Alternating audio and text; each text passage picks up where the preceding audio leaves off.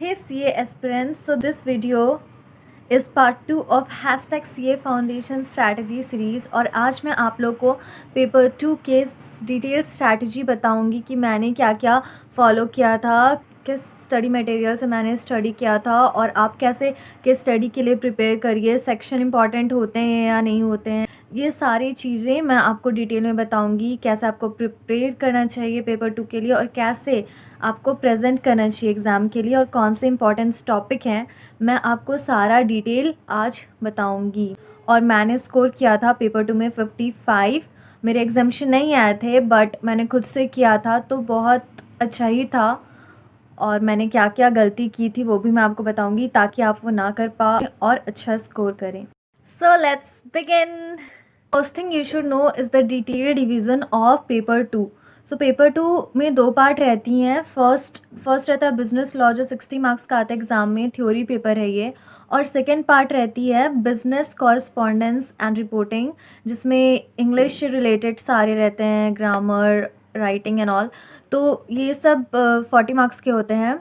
तो आपको ये डिवीज़न पता होना चाहिए और ताकि आप ज़्यादा फोकस बिज़नेस लॉ को करें क्योंकि उनका थोड़ा 20 मार्क्स ज़्यादा है, पर दोनों को आपको रखना है मैनेज, पर ज़्यादा आपको फोकस बिज़नेस लॉ में भी करना है। सेकेंड थिंग जो आपको पॉइंट माइंड में रखना है वो ये है कि कंसेप्ट क्लैरिटी। ये मैंने अकाउंटिंग पेपर 1 के भी वीडियो में स्ट्रैटेजी में बताया था कि आपका जब तक कंसेप्ट क्लियर नहीं होगा कुछ नहीं होने वाला है। कंसेप्ट क्लियर होना बहुत ज़रूरी है। और बिज़नेस लॉ में आपको केस स्टडी आते हैं, तो केस स्टडी आप तभी सॉल्व कर पाओगे, तभी आप वो पेपर प्रेजेंट कर पाओगे जब आपका कंसेप्ट क्लियर है। तभी आप समझ पाओगे कि ये किस प्रोविज़न के बारे में, किस सेक्शन के बारे में क्वेश्चन में पूछा जा रहा है, तभी आप उस चीज़ को कर सकते हो। जब तक आपको अंडरस्टैंडिंग नहीं होगा कंसेप्ट का, आप बिजनेस लॉ के डायरेक्ट क्वेश्चन तो आप कर लोगे लेकिन केस स्टडी क्वेश्चन आप नहीं कर पाओगे। जैसे कि एक एग्जाम्पल के थ्रू मैं आप लोग को ये बात समझाना चाहती हूँ। जैसे कि आपसे कोई पूछा जाएगा कोई मूवी के बारे में, मूवी देखा है तो आप उसका आंसर दे पाओगे।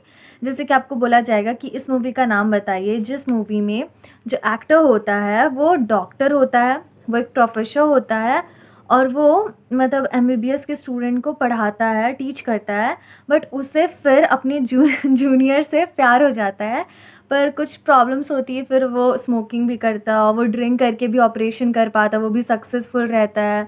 फिर उसके लव लाइफ में बहुत प्रॉब्लम आती हैं, फिर वही रिलेटेड है, तो आप तुरंत पकड़ लोगे कि ये कौन सा मूवी है, और ये मूवी है कबीर सिंह।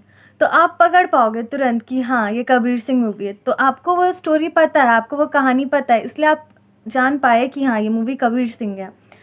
इसी तरह आपको कोई प्रोविज़न के बारे में क्वेश्चन में रहेगा कि ऐसा ऐसा होता है, तो आप उसे समझ पाओगे कि अच्छा ये प्रोविज़न के बारे में हो रहा है, ये सेक्शन के बारे में बात हो रहा है, ये चीज़ के ये टॉपिक के बारे में बात हो रहा है, तो आप उस चीज़ को, ये स्टडी को अच्छे से सॉल्व कर पाओगे। तो ये कंसेप्ट क्लियर होना बहुत ज़रूरी है।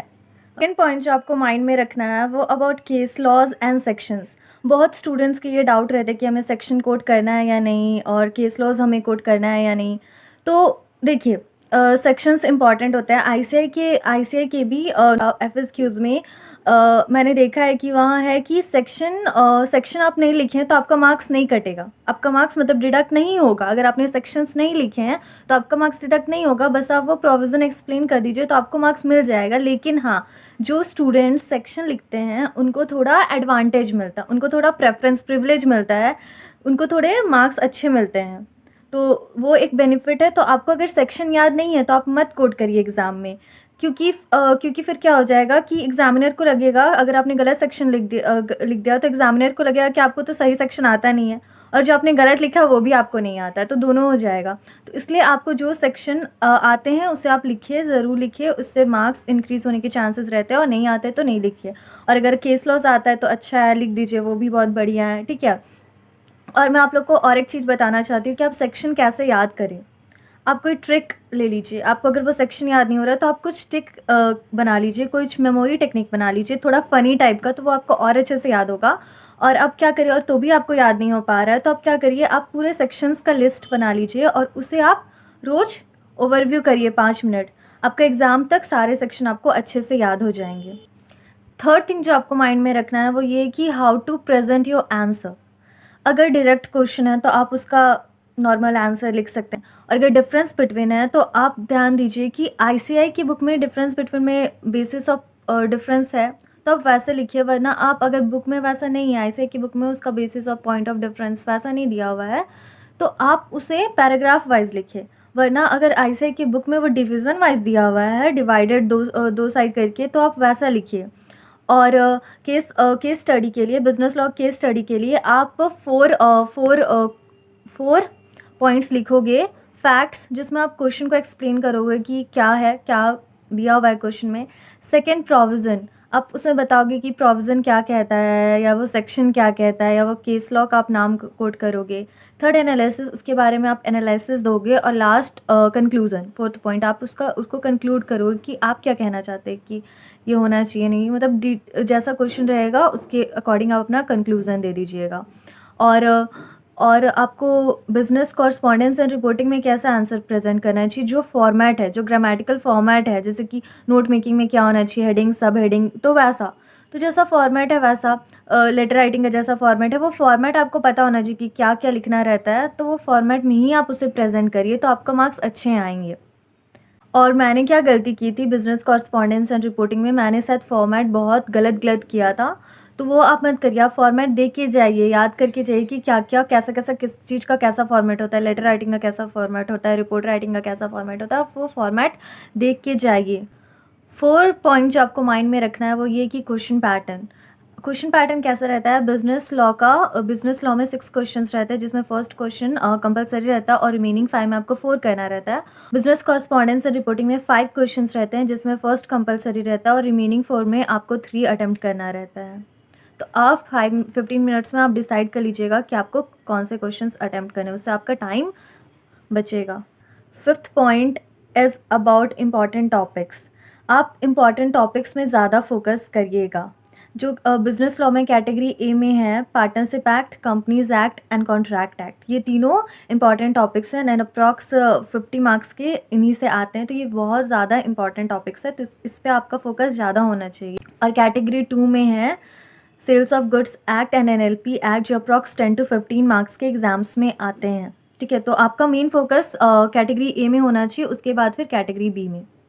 और बिजनेस कॉरस्पॉन्डेंस एंड रिपोर्टिंग में इंपॉर्टेंट टॉपिक्स है नोट मेकिंग कंपलसरी आता है, समरी राइटिंग भी आता है, precise report writing, letter writing, फिर conversion of direct speech into indirect, active to passive, ये सब आता है। और meaning of phrase, meaning of items, ये सब एग्ज़ाम्स में आते हैं, ये सब आपका इंपॉर्टेंट टॉपिक्स है, तो इसमें आपका फोकस रहना चाहिए। 6th thing is about which material you should study. तो आपको आईसीआई के मटेरियल से स्टडी करना चाहिए, और अगर आप कोचिंग मटेरियल से भी स्टडी करना चाहते हैं तो आप कर सकते हैं। बस आपको देखना होगा कि मतलब आईसीआई के ही मटेरियल से वो रिलेट करता है कि नहीं।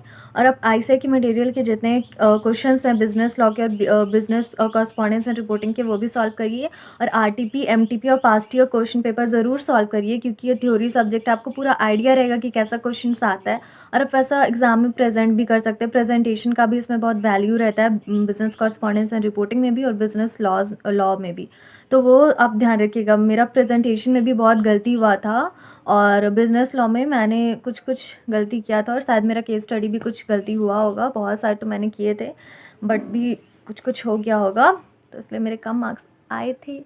55 ठीक ही है बट कम भी है, तो वही, तो आपको ये सब चीज़ माइंड में रखना है, और ये आप इतना चीज़ माइंड में रखें तो आपका एग्ज़ाम बहुत अच्छा जा सकता है।